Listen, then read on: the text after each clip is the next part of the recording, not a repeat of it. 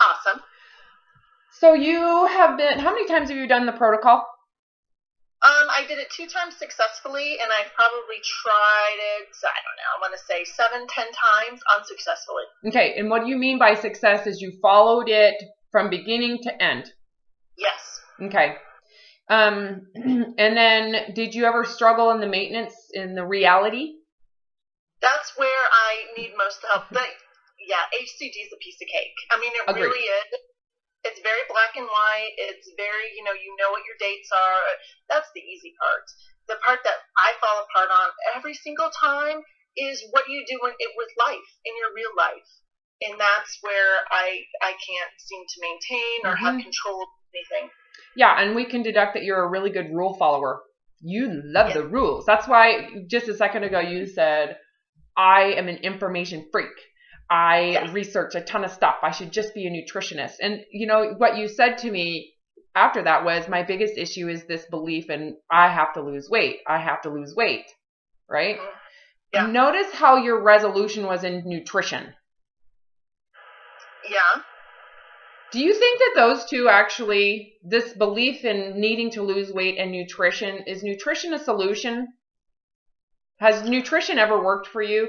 The more you know, I could probably give you an exam right now, couldn't I? Yes. Is it helping you? No, it's not helping me. This isn't a nutritional problem.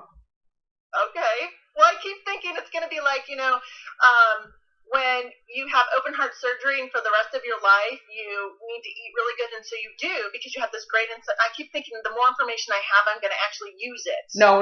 Well, because it's not your foundation of wanting to lose weight isn't intrinsic. It's not yours. That's what this tells me. If it was an intrinsically created desire that is self-gratifying, you would have a constant sense of autonomy, individualism. You would have a lot of grace within yourself. It would be a self-fulfilled issue. It's not for you. This is a sign when you're like, I'm seeking outside external controls. That is a reflection of the outside external goal. So, okay. Tell me if I'm right or wrong. I'm going to present you with an assumption. I'm going to assume that your goal of losing weight, the most influential part of that goal, because we can say there's a lot of goals involved, but the most influential is this belief that the body image you are seeking represents success, accomplishment. It represents acceptance in your family, acceptance. It also represents avoidance of being judged.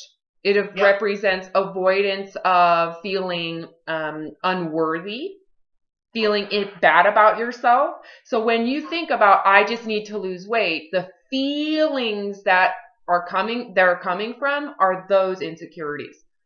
Yeah. A plus. Yeah. I don't know where I get this information. Oh my God.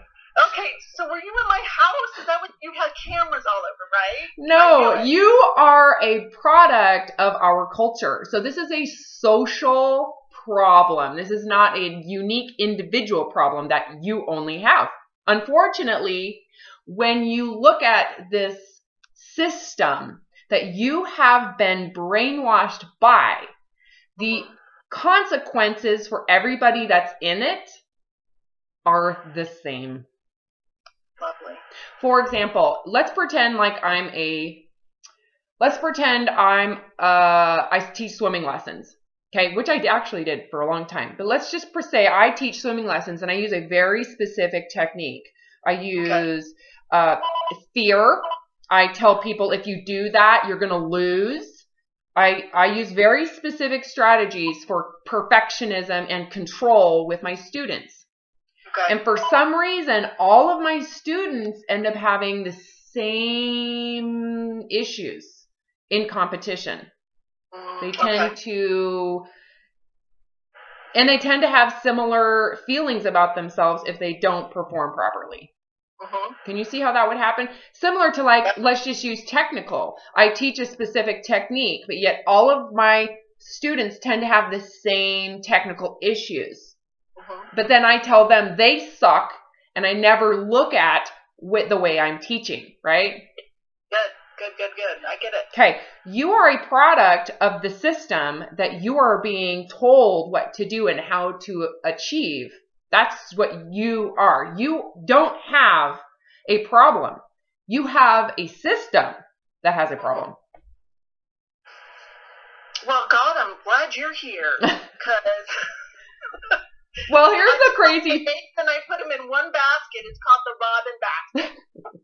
You know what? And guess what I'm doing? I'm putting all of your eggs into you and saying, and this is your basket. And what's really cool about this is you're the one who's going to get out of it.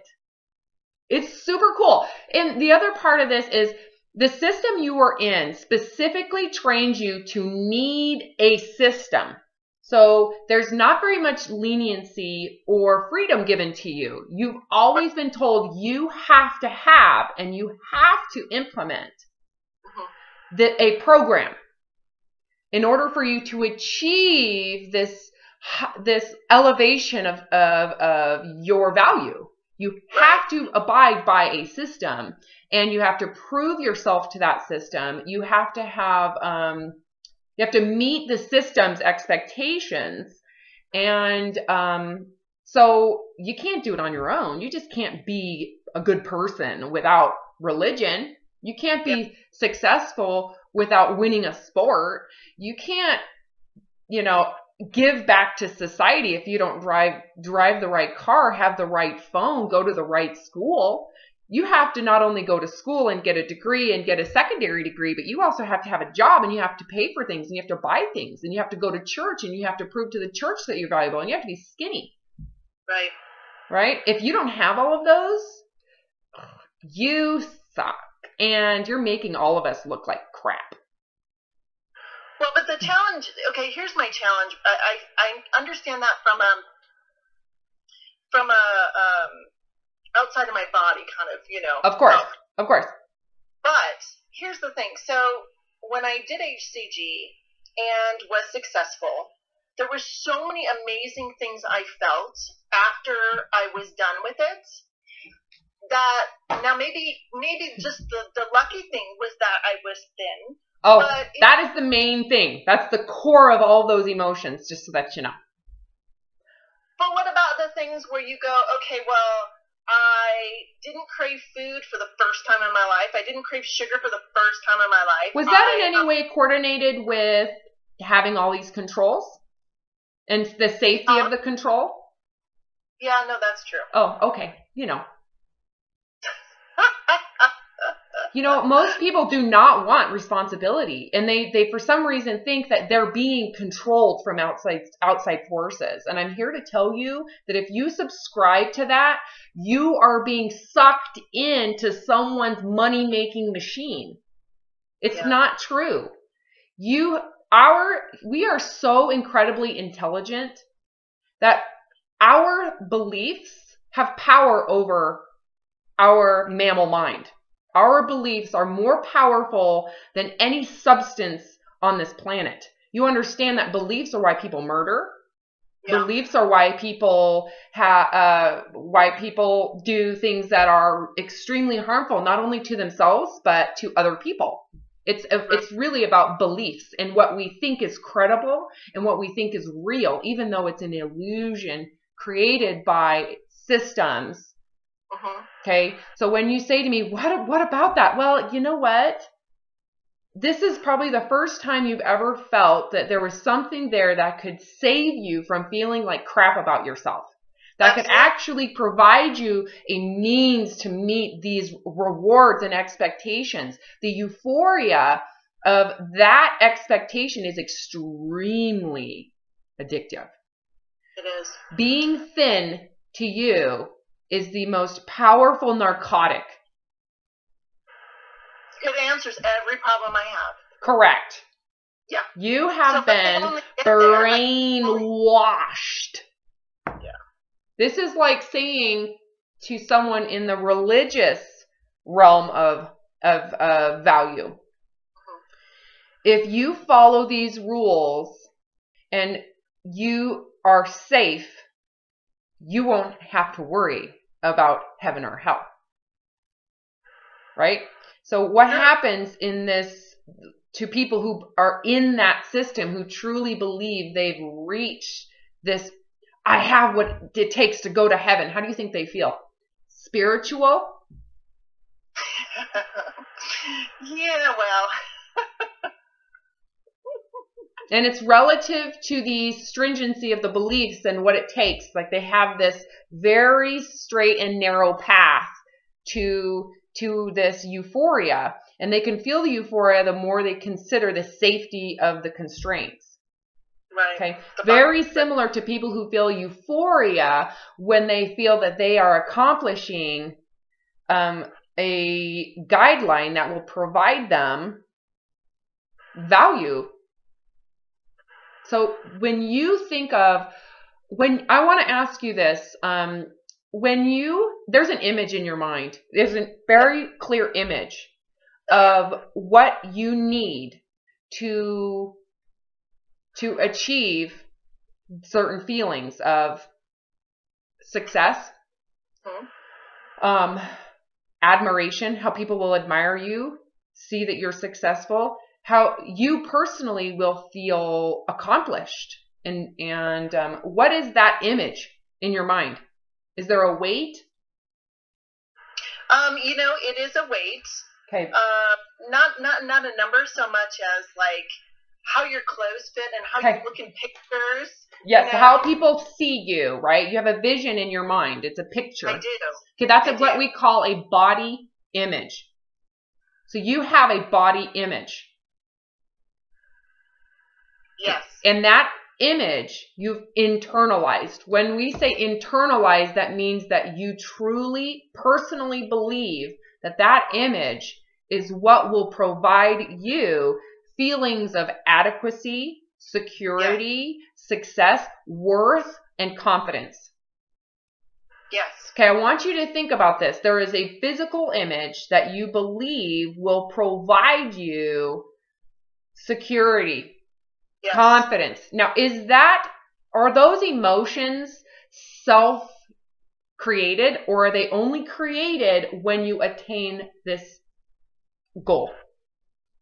They're only created when you attain the goal. So is that an intrinsic emotion or an extrinsic emotion? Extrinsic means it's outside of you, it's attached to something else, or it's out of me, yeah.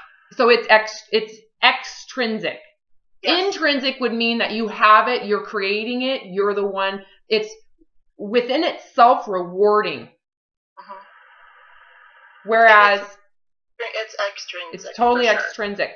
So it means that it's not even yours. It's something that the body has. Right, because they're separate. Totally, right? And that's can you see? Between the two at all. Okay. That's the point. Huh.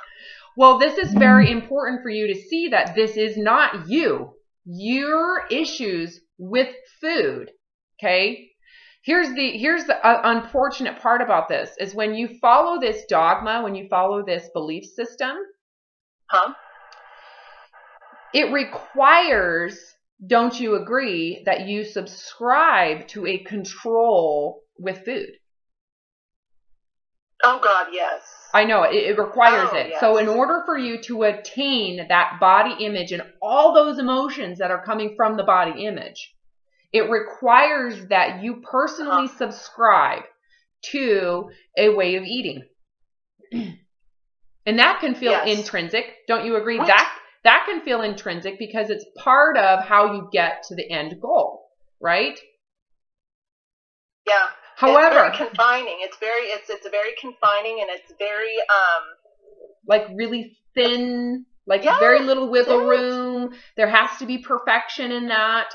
Okay, so I want to tell you this. When you subscribe to a diet or any type of food restriction model only for the goal of that emotional attachment to being thin, is it in itself rewarding? Meaning, would you do it if it wasn't If there wasn't any reward, would you still do it? Oh, no. Okay, that's very important you understand.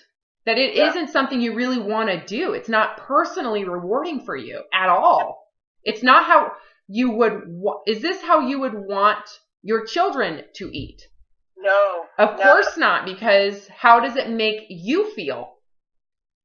Deprived. I was just about to say deprived. Do you realize that deprivation is one of the most powerful emotions in humanity, to all of humanity? That when we have major cultural breakdown, it's because of the sense of feeling deprived. Look at the civil rights movement. Yeah. What they found in social science is when you take these core beliefs that culture puts in front of you and teaches you. These are cultural models. Okay, we're going to take our society and we're going to have them try to attain all of these goals, because if we have a singular focus, we will probably have more success. There's some truth to that. Okay. However, when your culture, and this is historical. This isn't just now. This is like in history when cultures succeed or opposingly break down, this is very predictable. Usually the cultures that break down create expectations and beliefs for their culture that are unattainable, that very small people can accomplish, but yet everybody is held to the same standard. So we can look at this financially. It's like saying all of us Americans can have the Rolex. We can have the best iPhones. We can have the biggest houses. You can have guaranteed youth by just getting your face done, by doing the Botox, by doing the Juvederm, by doing all this. You can have all of this, right? But how many people is it realistically, like financially, can actually do all of that? Not many. And Not many. Everyone else is left feeling like they're deprived. Yeah, like they're lacking. They've done something wrong. Correct.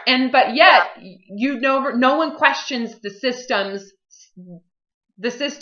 like expectation.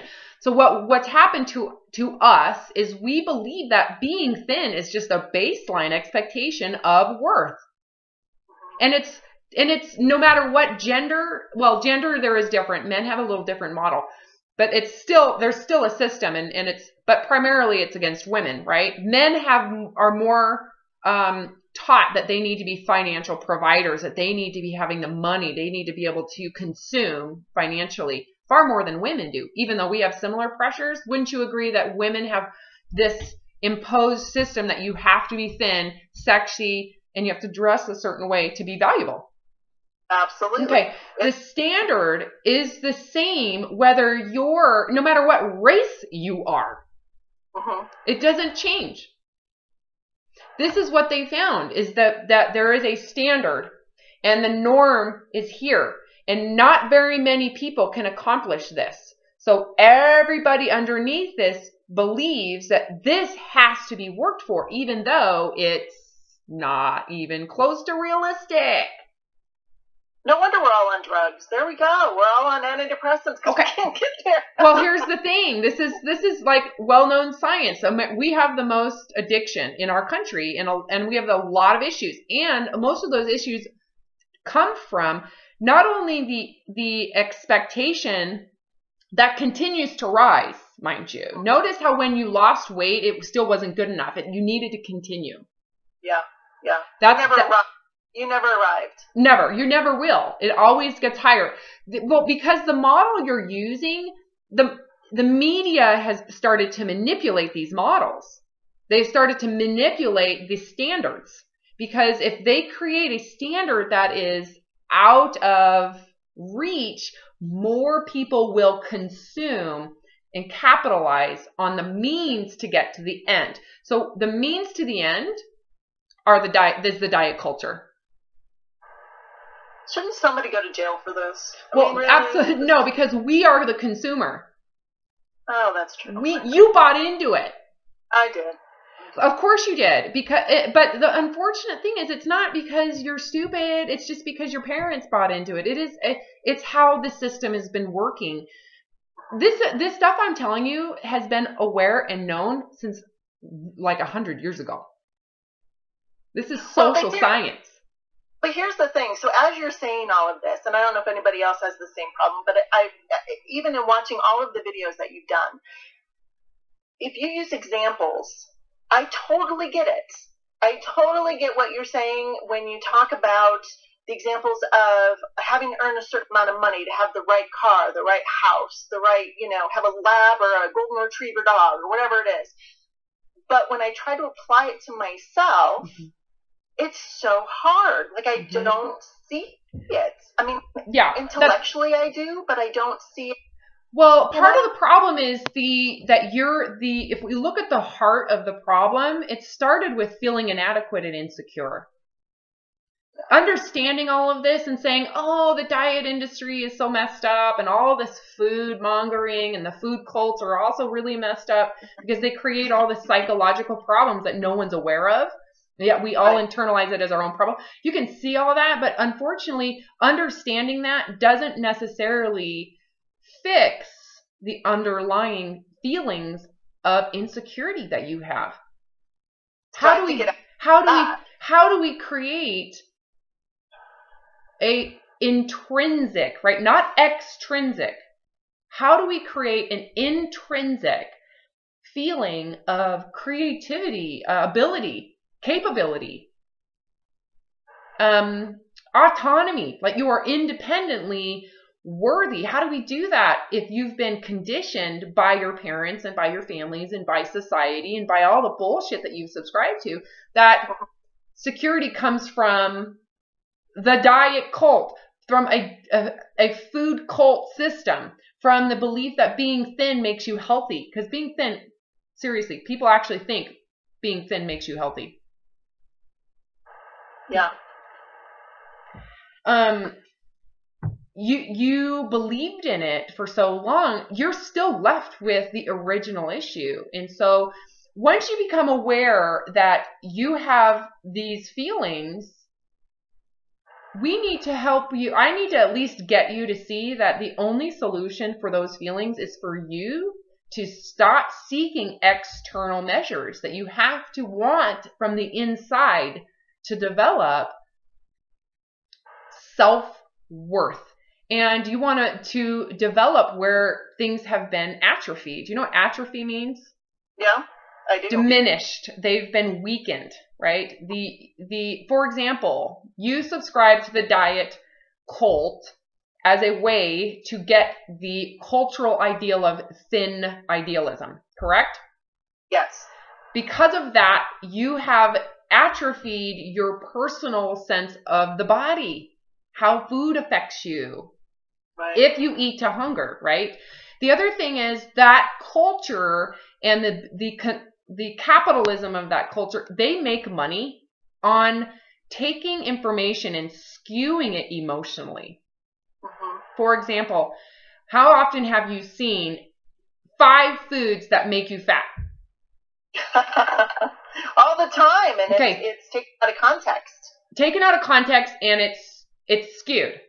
Yep. Because intellectually, you and I know, well, that isn't true, because it takes a lot of that food to do it over a long period of time. So to take a single food item and say one bite is as bad as a whole bag, which is basically what they're inferring. Yeah. Why do you think you have that psychological problem now?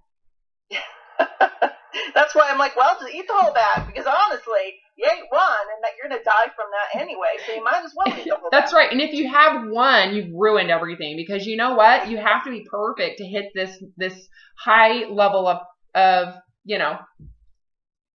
Absolutely. So the diet culture, I want you to just start looking at social media and that diet food culture, and I want you to recognize how much fear is out there. And if you can tell if it has what's called cognitive, oh my God, I'm having a brain fart. It's cognitively skewed. Okay.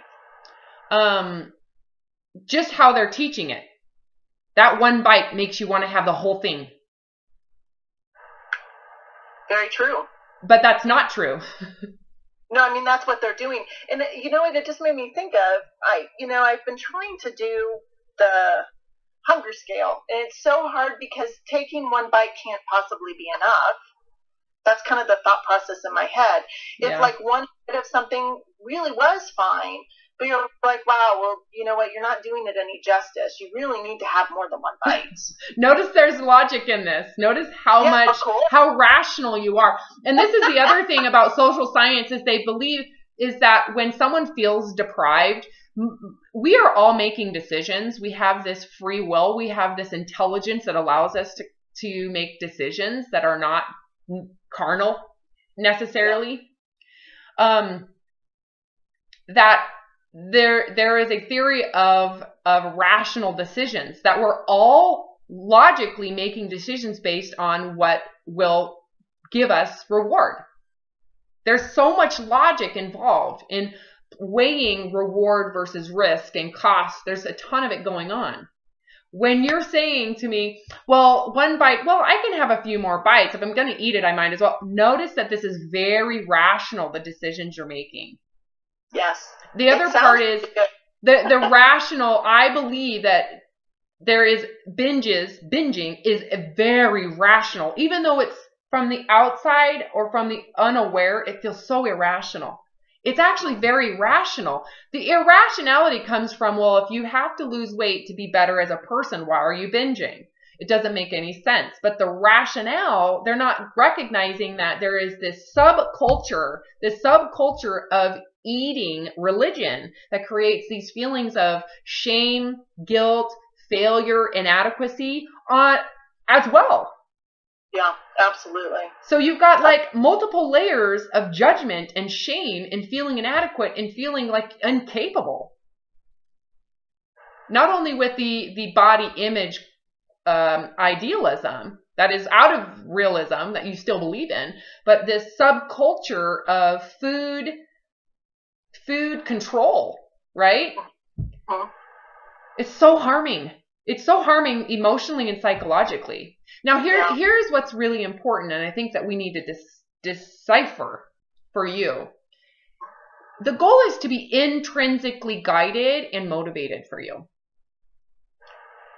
Okay, I don't think I've ever done that, quite frankly. Well, probably not, because it's always been to please someone else or to please society. So it's never truly been about what pleases me.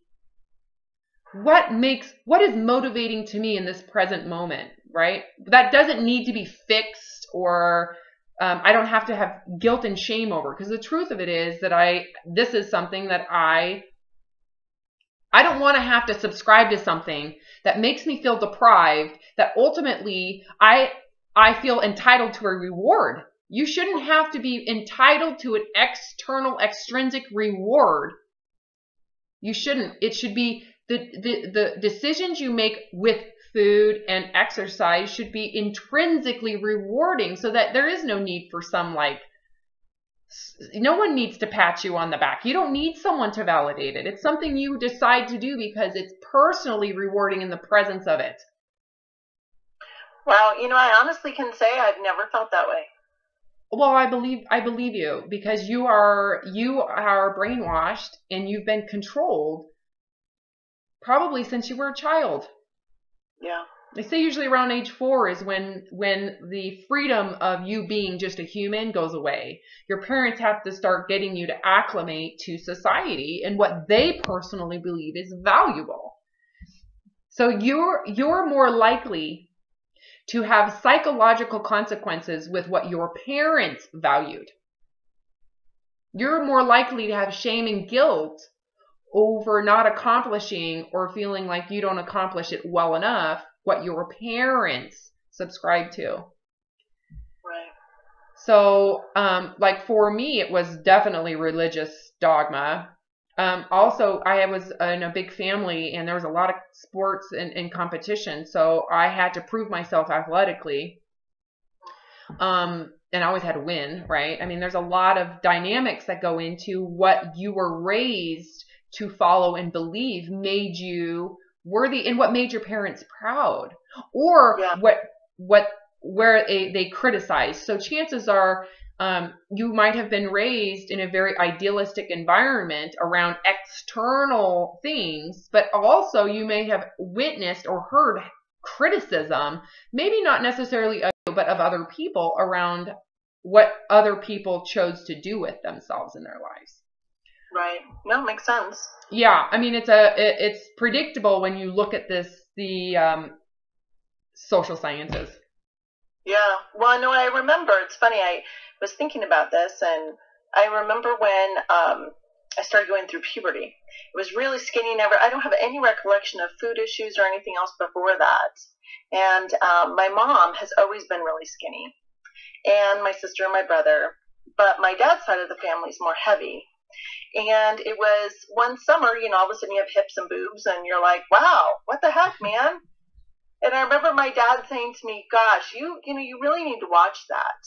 And ever since then, he'd like monitor everything that I ate. And it was, I just didn't have that body that my mom has. And I look back at pictures and I'm like, what the hell was I thinking? I looked great. I looked What awesome. the hell was your dad thinking? Exactly. And so he was probably, as you know, as a parent, he was probably protecting you from his genetics, right? Yeah. Freaking hilarious. You don't want to be like your aunt. Wow. And that's his projecting of his own judgments onto you, right? If he knew what that did to you in terms of seeking you were looking for his pride. Yeah. Fear of his judgment. I mean, that right there is why you are attracted to diet culture. Yeah. Yeah, absolutely. Because people are finally proud of you. You've done the right thing. Yeah. And you're avoiding someone feeling that you suck. Really, which one is more powerful in terms of how you feel? Is it wanting to not feel judged or wanting to prove worth? Not feel judged. That's usually the case. That negative, you were scarred, and I'm telling you, you were not given the freedom to just have a body. Yeah, yeah. So, what do you think the resolution to that is? Well, I mean, I love the idea of trying to figure out, and I don't know how to do it yet, but being happy with the way I am. And not having to worry about what other people think. If I'm eating something, whatever it is, not worrying that anyone's going to judge me for that. Or if I choose to exercise, not worry about, that it's for a purpose. And gee, how many calories did you burn? Yeah, those are all extrinsic, right? Those are all external. Yes. So really what this comes down to is seeking what you truly find valuable. That requires no one else's opinion. So whether they're negative about it or positive about it has no influence, because the truth is intrinsically inherent to your desires.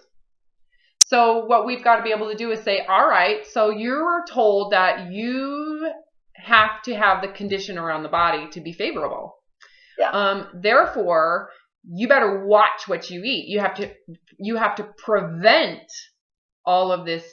Now, notice when I say that, how does it make you feel about food? When you say what? You cannot gain fat. You cannot be fat. It makes me anxious. Anxious, anxiety, because now you need to, and what is the solution to that anxiety or vulnerability? It's get on a diet. And so what are you doing? You're researching, you're watching tons of videos, you're la la la la la, right? And now you're vulnerable to what type of propaganda with food?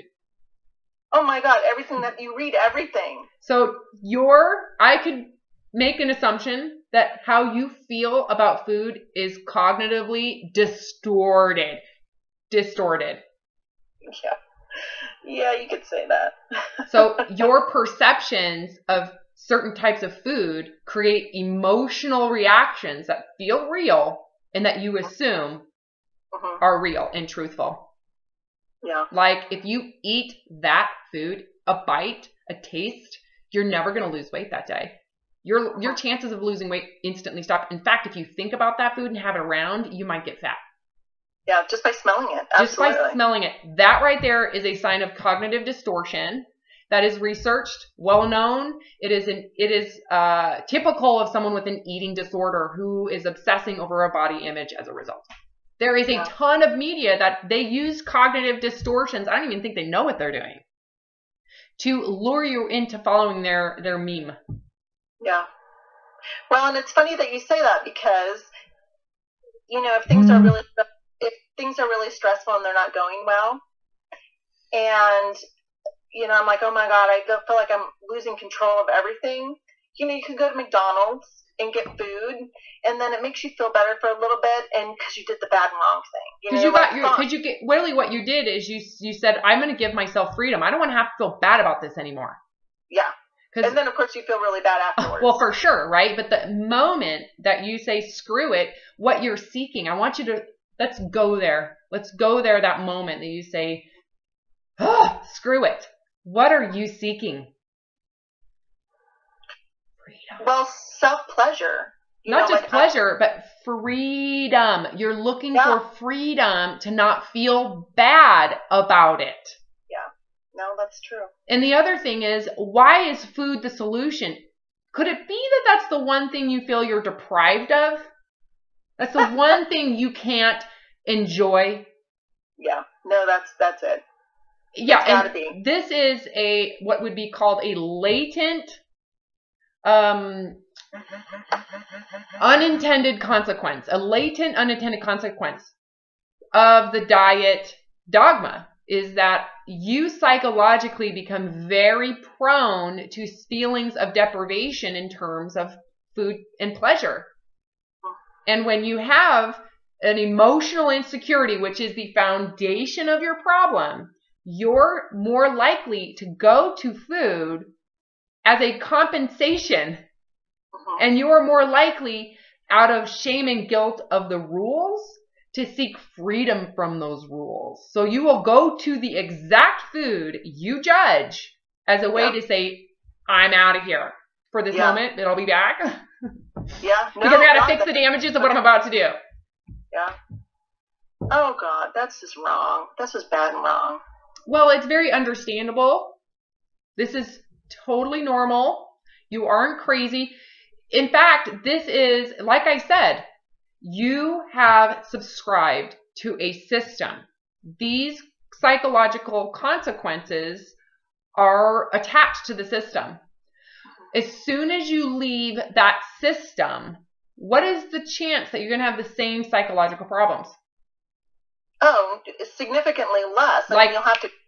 Yeah, it's probably like turning a switch, I imagine. It is turning a switch. It's like saying, for example, I was raised in this religion. And I was raised very strict, very controlling. I was given no freedom to explore my own personality, my own ability to dress myself. I was told how to dress. I was told how to talk, what I couldn't say, what's bad, what movies I can't watch, what I can watch, who I should hang out with. I was told my entire life was planned for me. Okay? So here's the thing. I never actually developed a sense of ability to navigate reality based on my intrinsic desire. I didn't even know what desire felt like. Right? There's no form of expression. As a consequence, when I left that culture and I was exposed to the real world of people who've been given freedom and people who've had a lot of autonomy, right? How do you think I felt? Oh my God, you probably felt like someone in the water that didn't know how to swim. I can't even imagine. Okay, so what do you think predictably happened when I got into a social environment? I just wanted to make friends. Yeah, and you were probably looking for someone to cling to help you with that because you probably felt so insecure. Yeah, and so I felt like I need to find a way for someone to tell me how to do this. Yeah. Yeah. So I'm basically attracted to anybody with an opinion. Okay, do you hear the parallels between that and you? Yeah. You hearing it? I am. You know, the whole thing where you're waiting for someone to tell you because you just don't Oh, I don't think for myself. No, you don't. No. Someone else for me. You got it. You got it. And you're prone to that type of opinionation, or you're prone to people that have very black and white, because that works for people who don't know it themselves. It works. You're attracted to it because it matches your insecurity. The strength of the controls match your insecurity. And you wonder why you struggle with all or nothing issues, that your psychological symptoms are matching the opposite of your solutions that you're seeking, right? Controlling solutions equals very limited grace and ease and ability to self-navigate, right? So what I was actually going towards is all of these, and the other part of it is I was raised in very strict rules. So, and the rules used judgment as a way to indoctrinate you into following them. Similar to when you said, what's harder for you? Fear of being judged, fear of that, or the praise at the end of this, the goal. For you, it's fear of judgment. That's usually the case. That's the most manipulative psychological strategy to get people to follow, is fear of being disconnected from the most important people in your life. So as I'm being told, sex is the next deadliest sin to murder. You know, this is your religion, this is who you are, this is what we do, and this is how our families stay unified. What do you think happened the moment I didn't know how to say no to sex, and I'm seeking someone's validation so desperately that I don't know what to do when I have sex with someone? Oh my God. How do you think I feel about myself? Oh, I can't. You probably wanted to jump off a bridge. Well, you know, took about 18 months for me to put a gun to my head. But it's only because I believed the emotionalizing of the rules. I actually believed it. So how do you think I felt about myself?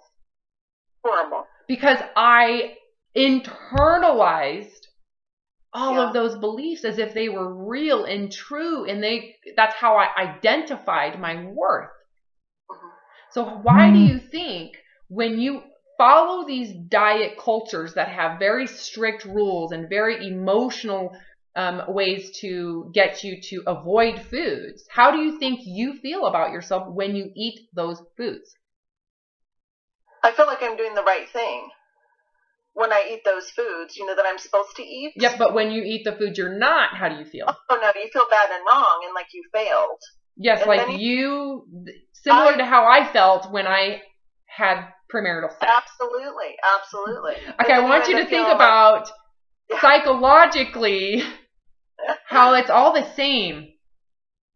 Yeah. You ascribe to a cultural idealism, internalize it as if gaining it is good, not having it is bad, and then there's all these in culture we socially say, well, in order to get that ideal, we are going to provide you social means that we find acceptable. Right? So you go towards what's acceptable, and you go towards what most people, you know, where the majority are leaning to, right? But it's not because you like that system and you want to do it because you like the way it works. It's only because there's all of these like carrots in front of you, right? And you're running from feeling judged.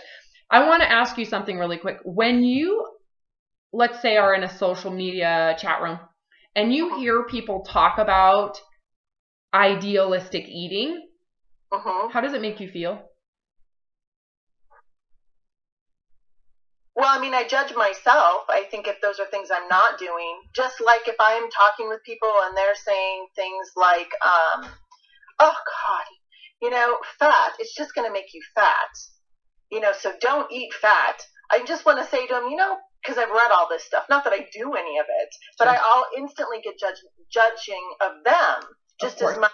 Yeah, so it goes both ways. So there's like this fine line you walk. Yeah, it's like religion. It's like it's this religion against this religion, and all of you are seeking the same God. Exactly. Which is thin idealism, right? But now you're judging each other's belief system. So let's say you're in a system, right? and you're in a system that accommodates to your beliefs, how does it make you feel when you're hearing people talk about the way they eat and the idealism of it?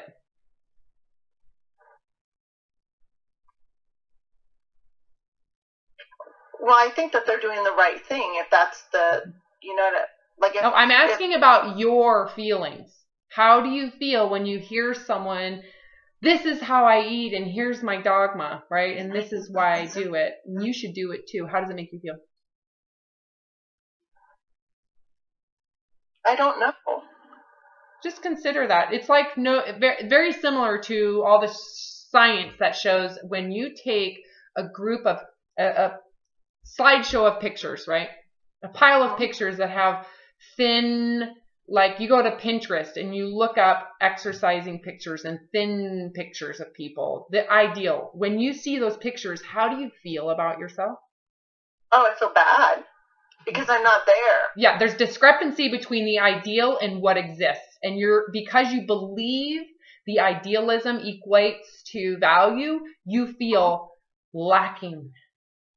Yeah. I feel bad about myself. I feel like I suck and that's awesome and I suck and that's, you internalize it as I suck.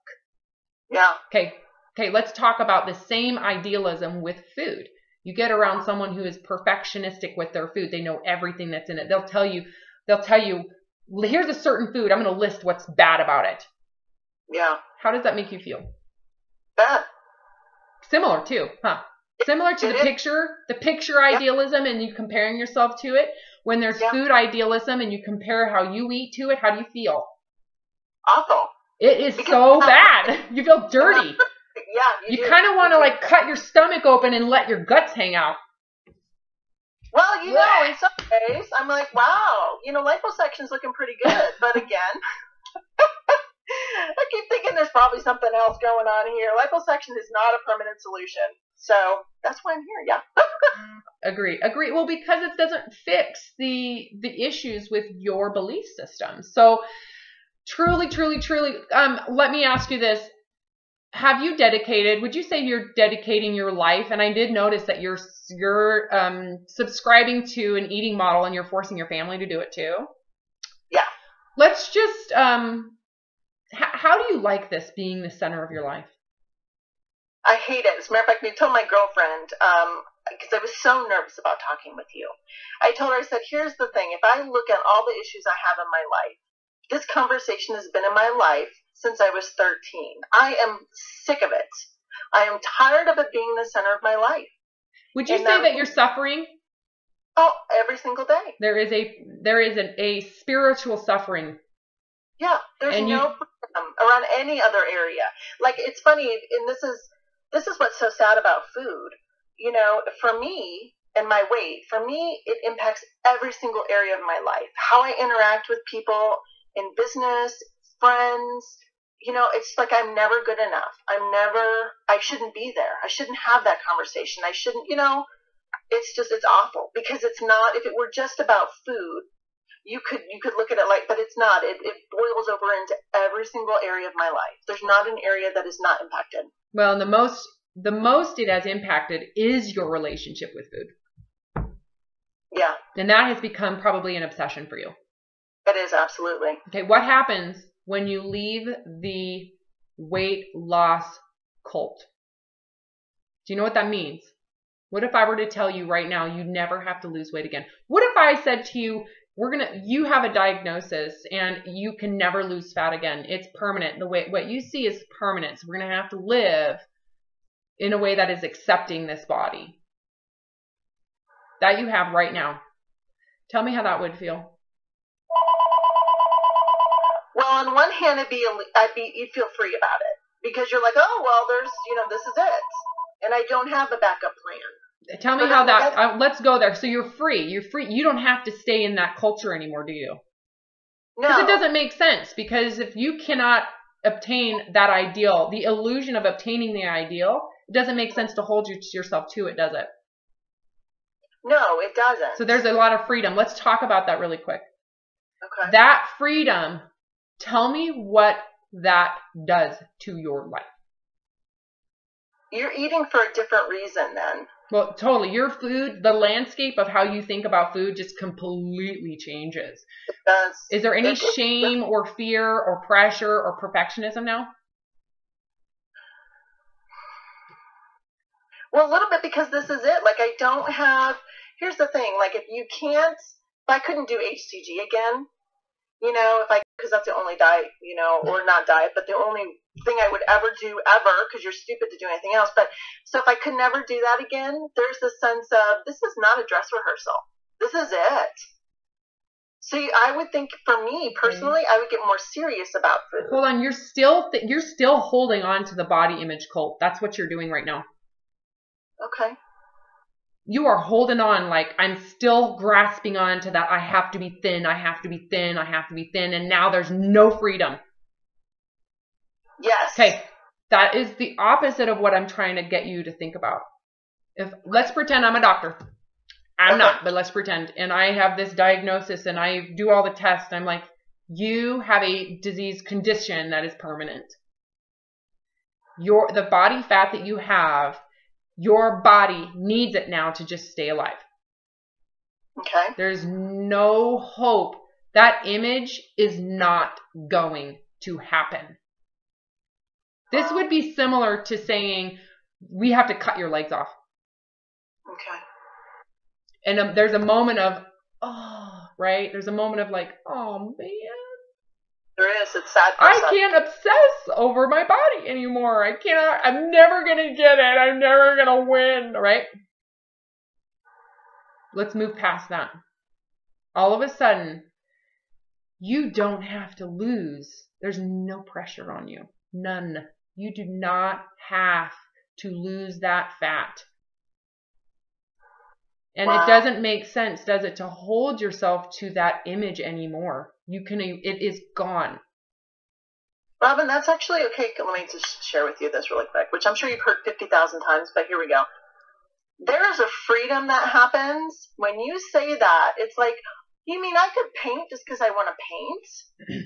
Keep on going. I could work just because I want to work. Like, I could go visit clients and not worry about how I look because I'm just relating to them with me. Do you feel like your throat just went like this? Yeah. Oh, yeah. Wow. Huh. Keep on going. Wow, that's pretty amazing. That's pretty amazing. My eyes are watering. There's nowhere to get to. There's nowhere to get to. Everything is fine. My hair is standing up. You have no idea what just happened. Oh, my God. Oh, that's amazing. There's nothing wrong here. That's what happens. Like, you go from being bad and wrong to there's nothing wrong here. Everything is possible. Oh, my God. I don't like that.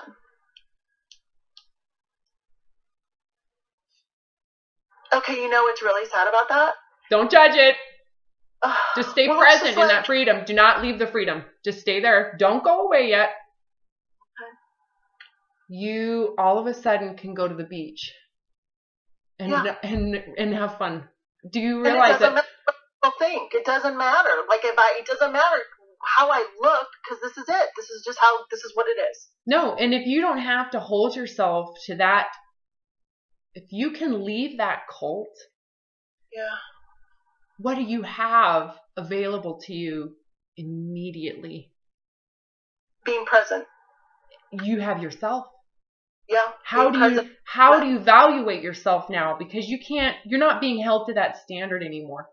How do you evaluate your worth? Completely different.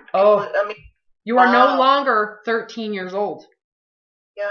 You just left a 13-year-old psychology and you are now where you're at. Because at this point, if you were told you will never lose another pound, you have to accept the body you have today in the present moment you have it.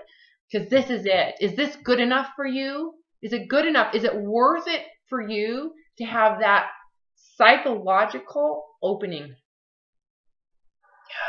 That freedom.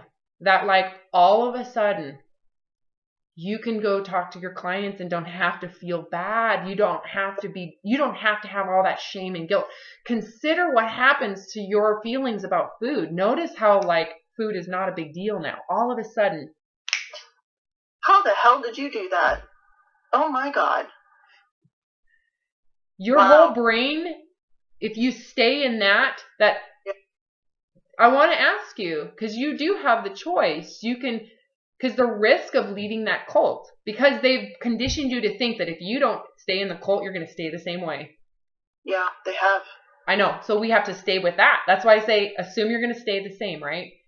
Mm-hmm. You can stay in the cult and you can stay in this psychological complex or system that they've trained your brain to have. You can stay here. Or you can accept the body you have right now, and the price is loving and accepting the body you have right now. The outcome, what are you getting if you leave? Consider oh my. Consider the freedom your spirit has now to just be itself and to learn how to live and to learn how to navigate for itself. Consider all of the life you now get to live. Yeah. That's the benefit of loving your body right now. Oh my God. I guess the challenge then is to constantly figure out how to be in that moment. Well, you know what I mean? Hold on. That it doesn't require the way the system worked that you were in, that constant obsession over trying to figure out how to attain that freedom. It doesn't work that way. Because you know what? You have freedom right now. You don't have to.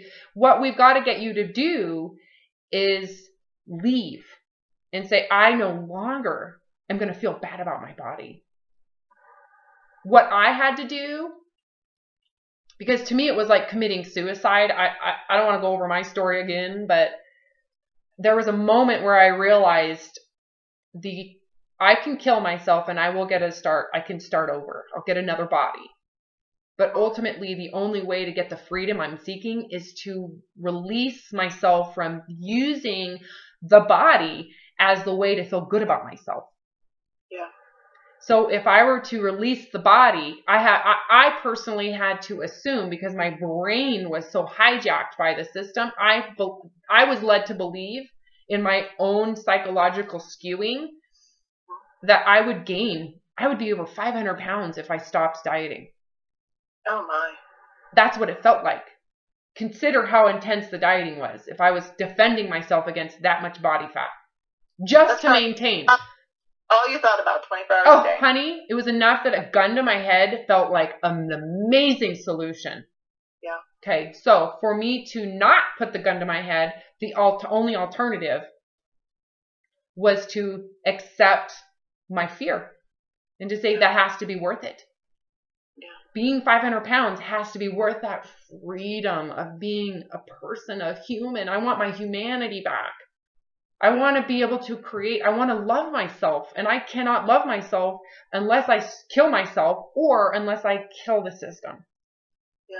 So not only did I leave the diet culture, I had to leave the religious dogma too. I had to release myself of a variety of cultural idealism, not just one. Yeah. The body idealism was my compensation for the religious idealism.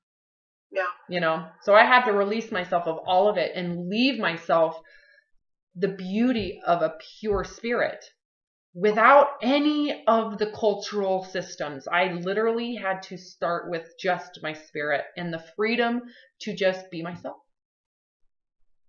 How do you stay there though? It is a matter of desperation.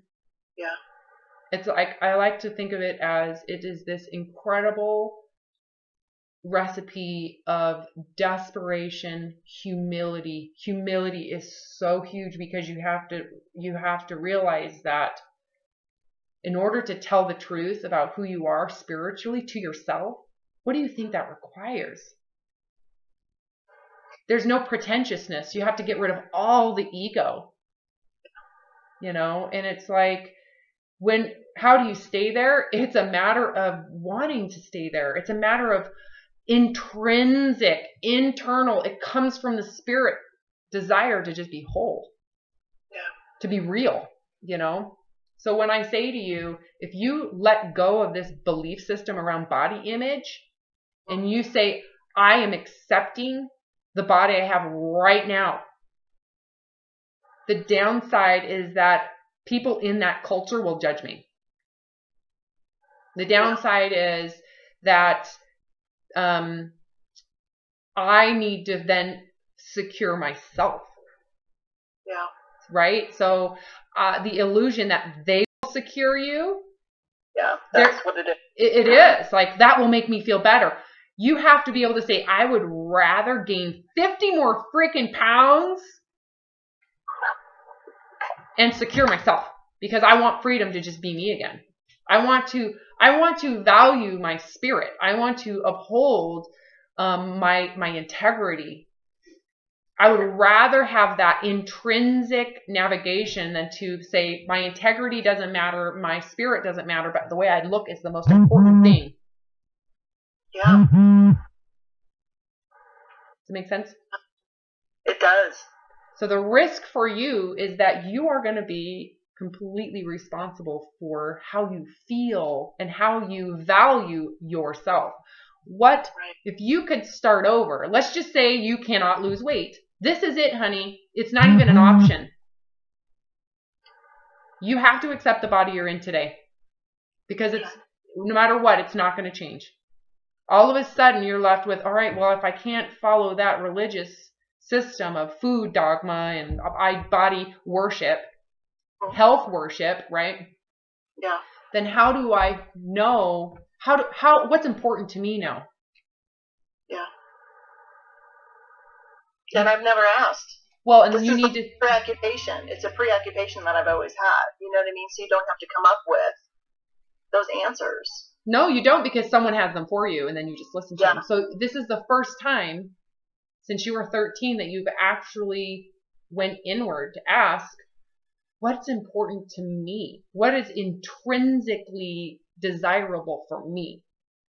That does not need someone else to validate it, because the validation comes from my spirit.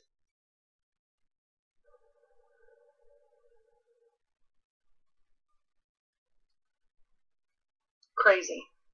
That's just amazing. You mean crazy simple? Yeah. It's I know. So much easier than what you're doing. Yeah. It's so much more beautiful too. It's so gracious. Yeah. Right? Because if you just tell yourself the truth, like, how do you want to eat in a way, what way of eating for you would be intrinsically balanced? You know what would be ideal is you eat, well, you described it, and it's beautiful what you described. You eat when you're hungry, and you eat stuff that's good for you, not because someone told you to do it, but because it makes you feel good. Physically, correct. Yeah. Physically, it's rewarding, meaning it's intrinsically built in to the way you eat the moment you're eating it. And it's pleasurable. And you're getting that narcotic pleasure that is required to be mentally healthy. Yeah. That would be like the most amazing thing ever. So what I did, my first meal walking out of those ashes was peanut butter and jelly. Do you know how much judgment was in that moment of eating that? On wheat bread. Oh my. Peanut butter jelly with a glass of milk. Oh my God, the dairy! But I remember thinking, I don't want to have to feel bad about this. I don't think feeling bad about this is okay. I think it's wrong. I shouldn't have so much shame and guilt over a peanut butter and jelly sandwich. Yeah. So, which means you shouldn't feel superior to anybody or anything when you're eating good. Never. Just like you should feel bad when you're eating bad. That system goes with leaving the diet culture. So there's no more ego and pretentiousness, and our way of eating is the best way of eating. That goes away. All of a sudden, there is individuality. And you can say, gosh, if I really want to have sushi, I love sushi. That's one of my favorite things to eat, right? I love the sodium. I love the rice. There's everything about going to get sushi is so rewarding for me. And I'm craving it. Yes. That's the truth. That is intrinsic, and I don't have to feel bad about it. So I will go when I'm hungry, and I will go look at the sushi menu, and I'm going to order what sounds the best. And not feel bad about it. And I don't feel bad about it because it's the truth of what's intrinsically works for me. And I will listen and I will eat it, and I'm going to enjoy every bite. But you know what? As soon as my hunger is gone, I'm not going to eat it. So I'm not going to entitle myself to more than that because my reward was the freedom to eat it without shame and the guilt. Yeah. Now, if you have, let's say you go eat the sushi and you notice like you eat very little and you have these symptoms and you feel sick afterwards, don't you agree that that is intrinsically part of your own personal motivation? Maybe you don't eat as much next time. Maybe you just have a bite. Yeah. You know what I'm saying? So it's got its natural, you have a natural understanding of the body. And if you keep on eating something and it makes you physically feel ill, don't you think that that's a natural consequence that doesn't require shame, guilt, coercion, manipulation, cognitive distortions? Well, and if you're standing in that, this is it, from the standpoint of this is my body and I can't change it at all, you wouldn't do that. Wouldn't do what? You wouldn't overeat till you feel sick. Well, no, it instantly goes away. This is the thing. I work with people who have had binge eating and bulimia for decades. And that one thing I told you, it's over. They don't have the problem anymore. Yeah. Because they get that. They're like, oh, well, the only reason why I'm binging is because of all the shame and the guilt and my desire for freedom from that shame and guilt. That is why I'm binging. Yeah. Because I feel like I'm not going to ever get it again. Yeah. I'm going to give myself this freedom for this moment. So you end up hoarding all this food, believing you're never going to eat it again. How distorted is that? Oh, I get it. That's, exactly how I feel. I'm never going to eat it again. It's like, open your head and look at your life from a big picture. Are you seriously saying you're never going to have cake ever again? Well, you believe that at the time. That's because there's cognitive distortion involved in that's bad. It makes you fat. It's addictive. It makes you eat it. Yeah. Absolutely. And it's not true unless you have shame and guilt. Then it's true, right? Unless you're in the system, right? All of those psychological, addictive, and all, it's only there when you're in the system. But as soon as you leave the body image worship system, the body image religion, it doesn't exist anymore because there's no shame and guilt with food. You're more gracious with food. It's more about intrinsic navigation versus extrinsic. Yeah. Well, in your conversation you had about leptin was really good from the standpoint of you can be proactive then, knowing that because I'm overweight, what that means is that when I get hungry, I'll be hungry urgently faster than someone else. So you just get prepared for stuff like that. So that way you give yourself the freedom to not have to worry about being by a restaurant or being at home because you know you're going to be starving. I know that sounds weird, but it's just... No, it doesn't. You need to listen to your body. You need to learn your body, and it changes, right? So when I say someone who has more fat, yes, what I've observed as in general is that though your hunger comes about a lot faster.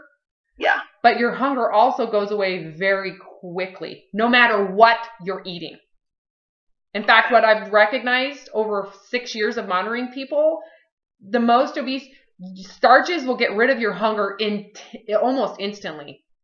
It kind of sucks, but if you feel judgment, shame, and guilt over that food, what happens? You won't, yeah. It doesn't even matter. Hunger isn't in the equation anymore.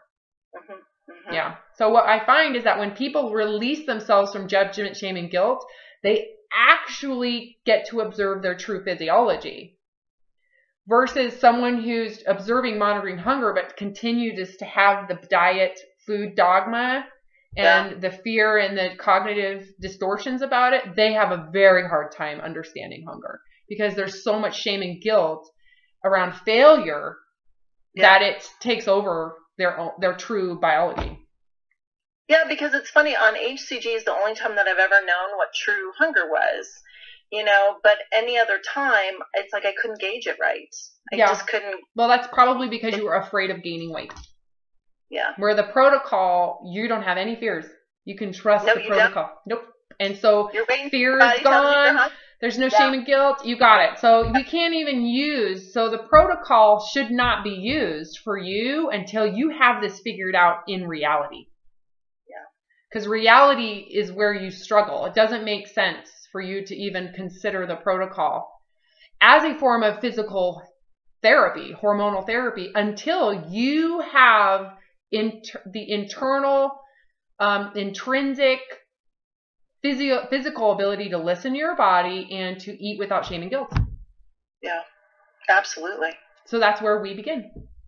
Okay, good. Okay, this is like an hour and 10 minutes, so long. You're off. Hey, thanks for letting me share this. I'm going to stop it now. Okay. Oops.